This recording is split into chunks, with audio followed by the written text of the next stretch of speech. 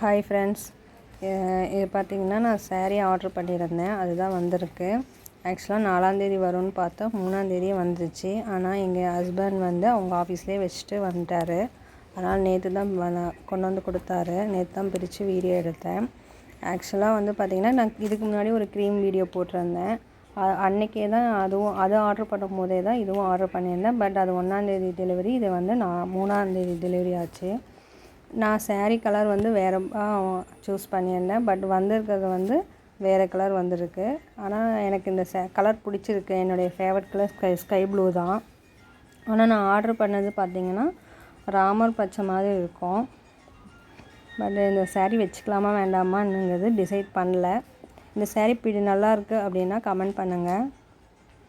Okay friends, பாய். Support பண்ணுங்கள். பாய்.